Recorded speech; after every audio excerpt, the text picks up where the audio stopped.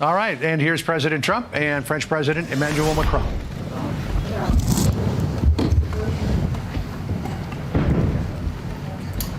Well, thank you very much. We very much appreciate the attention. Today's a big day in that we had a G7, and President Macron was a very special man in my book. We were together. We did it together. And I think a lot of progress has been made. We've had some very good talks with Russia. We've had some very good talks with others, and we're trying to get the war ended with Russia and Ukraine. And I think we've come a long way in a short period of weeks. And the president's been very helpful also. And we're also talking about trade, various trade deals that we will be doing with France. And we'll be discussing a little bit further. Then we'll have a press conference later on. You can ask some questions. We'll be having a press conference in a little while. We're going to have lunch with the entire French staff, and we look forward to it. And again, the relationship's been very special with France and very special with this gentleman on my right. And we look forward to keeping that going for a long period of time. Thank you very much. Thank you. Thank you, Mr. President. Thank you. Thank you. No, thank you. I want to thank Mr. President for his hospitality. We had a good discussion this morning for the G7 here. Yeah. And for the third year of this war in Ukraine. And I think our common objective clearly is to build peace, and a solid and long-standing peace. And this is what we will discuss, obviously, because I have great respect for the bravery and the resistance of Ukrainian people. And we do share the objective of peace, but we are very aware of the necessity to have guarantees and solid peace in order to stabilize the situation. I'm here as a friend because through centuries we've been friends, and we are personal friends, as you mentioned it, because we work very well together. And I think the US and France always stand on the same side, the right side, I would say, of history. Mm-hmm. And this is exactly what is at stake today. And this is a very important moment for Europe as well. And I'm here as well after discussions with all my colleagues to say that Europe is willing to step up, to be a stronger partner, to do more in defense and security for the continent, and as well to be a reliable partner and to be engaged on trade, economy, investment in a lot of topics. So I'm very excited by the discussion we will have, and obviously we will follow up. And I want to thank you again, Mr. President, for your presence for Notre-Dame de Paris. It meant a lot for French people, and I want to thank you for that. That's the cathedral, and they've done a fantastic job. The president's done a great job in bringing it back. That was a terrible thing, like, what, 5 years ago? Yeah. Watching that burn was a very horrible sight, and you've done a fantastic job in bringing it back, so I congratulate you. Thank you for being here. Thank you. Thank you very much.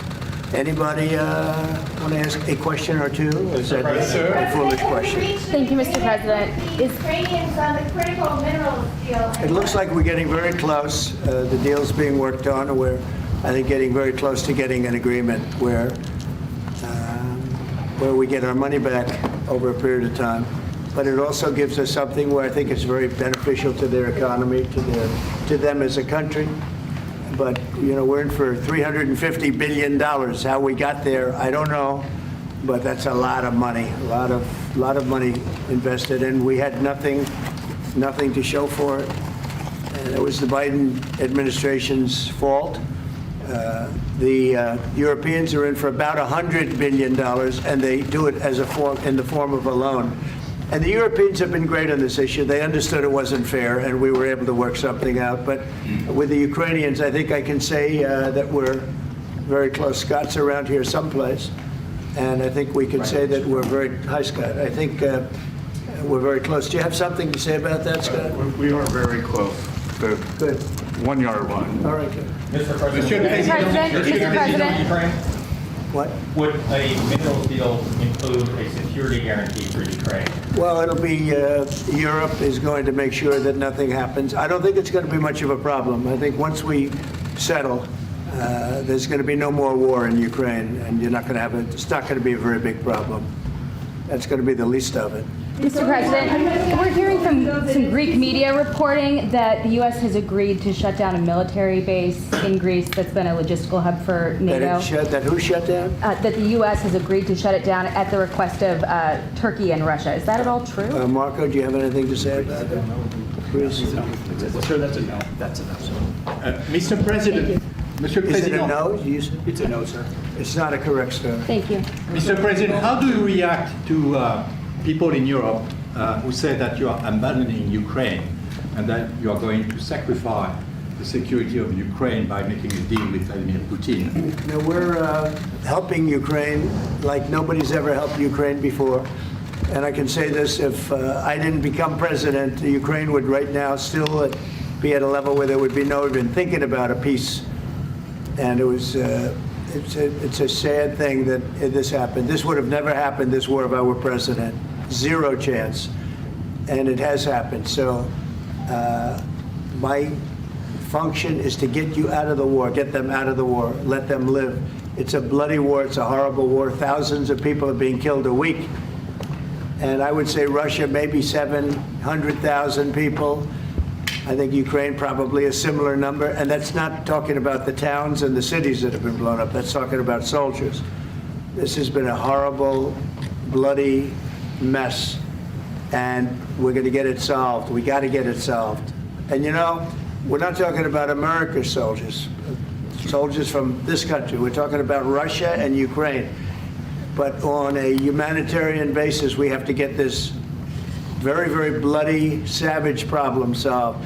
And I will say this also, it could lead to World War III if it's not solved. You know, there'll be a point at which it's not going to stop at those two countries. Already there's such involvement from other countries. And it could really lead to a very big war, World War III.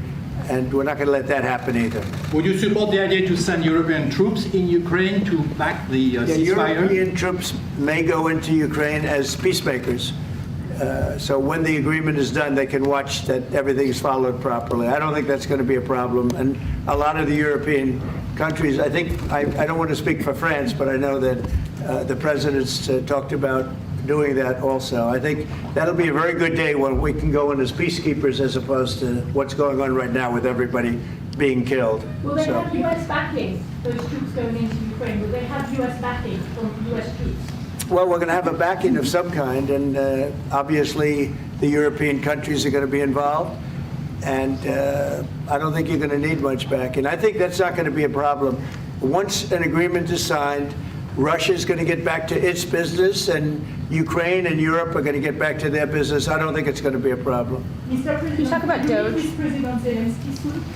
What? Will you meet with President Zelensky soon? I will be meeting with President Zelensky. In fact, he may come in this week or next week to sign the agreement, and which would be nice. I'd love to meet him. Would meet at the Oval Office.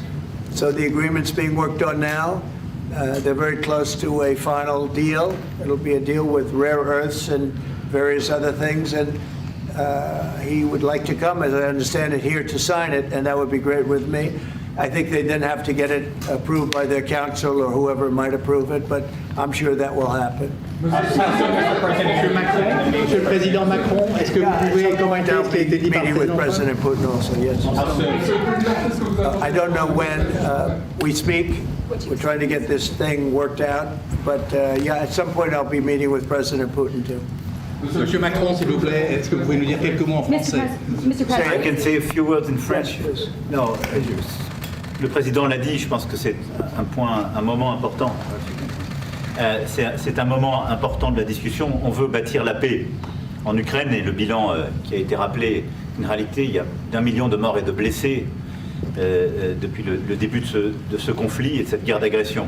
Notre volonté, c'est que cette paix dure, parce que nous avons déjà eu un cessez-le-feu et une paix qui n'a pas été respectée. C'était les accords de Minsk, 1 puis 2.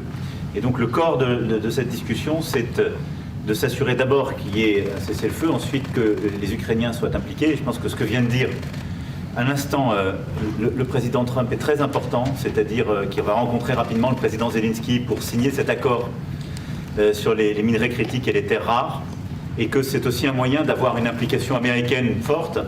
Les Européens sont prêts à prendre leur charge sous des formes diverses de soutien à l'armée ukrainienne, de présence, y compris pour pour s'assurer que la paix soit durable.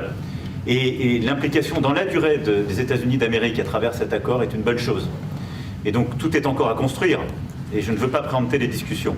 Mais nous partageons le même objectif et ce qu'on a discuté ce matin pendant 1 heure après la visioconférence ensemble et ce qu'on va continuer de travailler sont pour moi des bonnes avancées.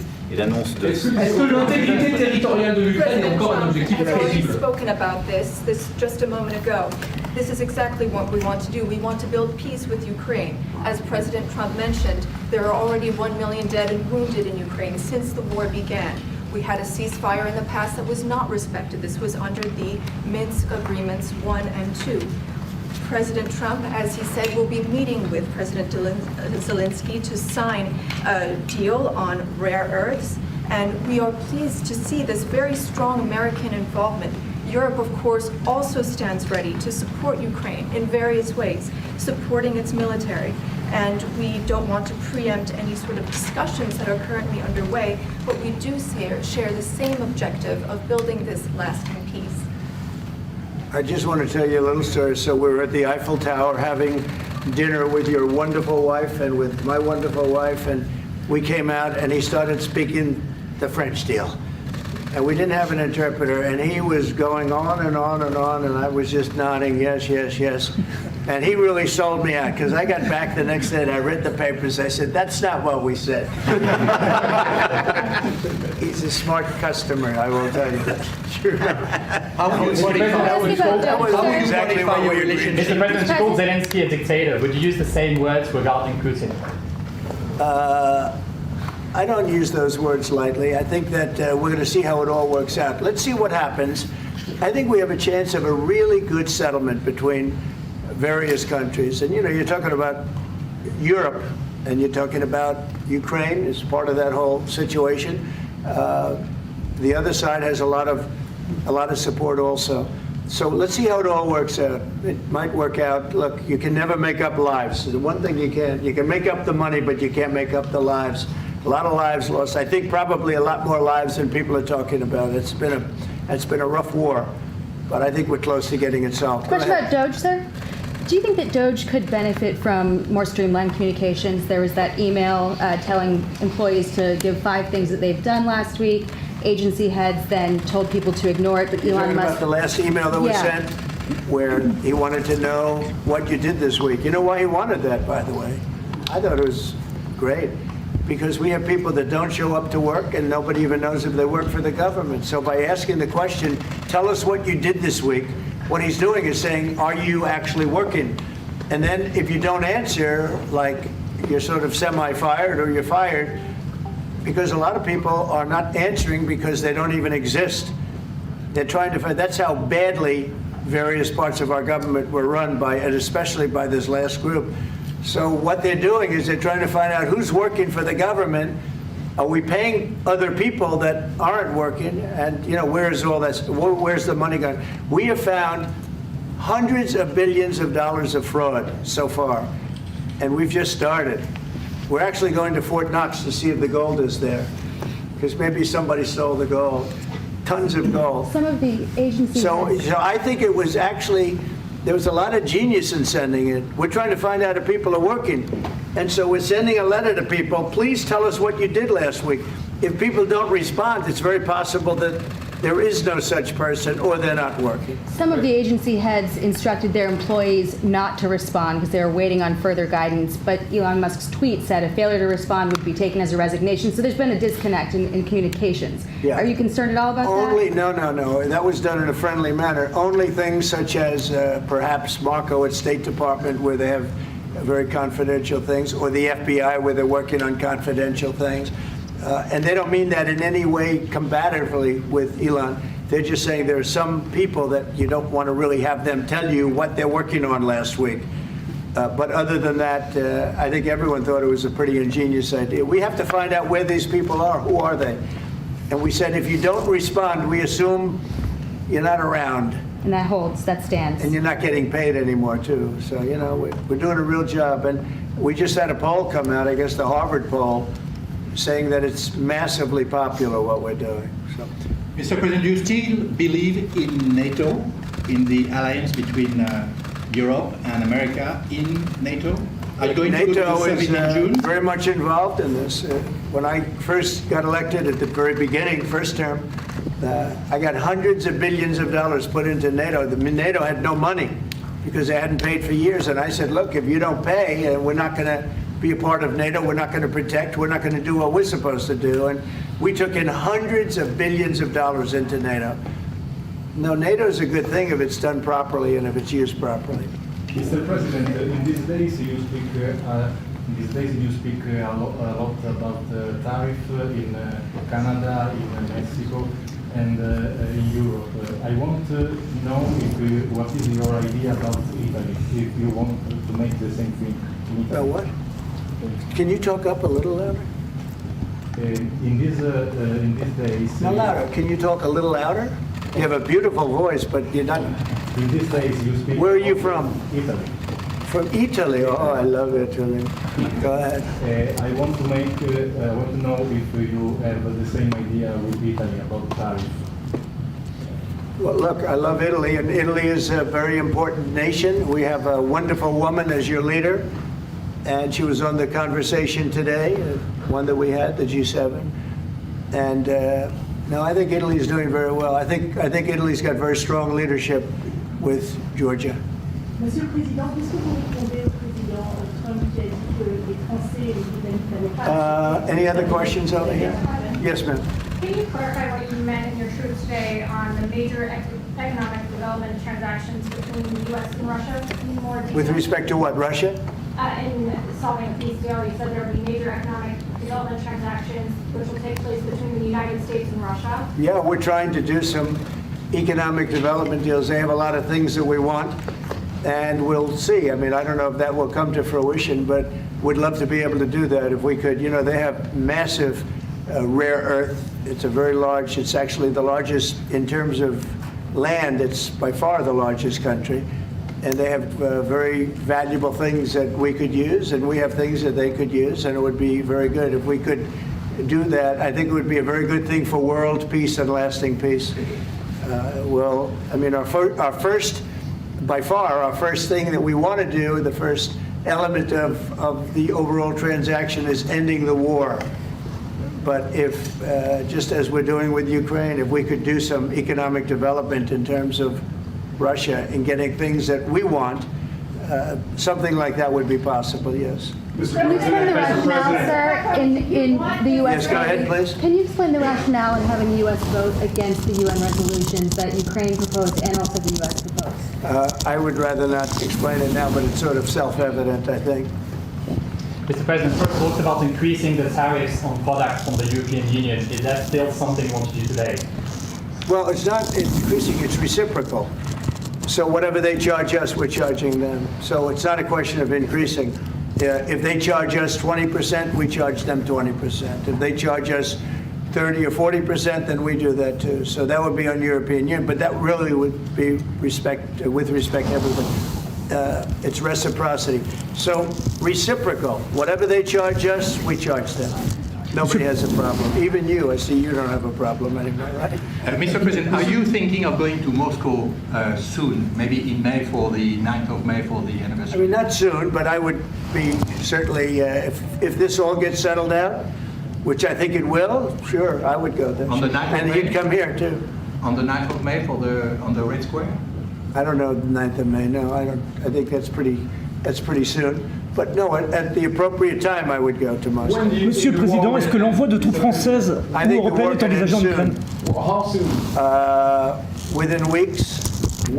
Yeah, I think so, right? Don't you think so? I'd like to have you, I think we could end it within weeks if we're smart.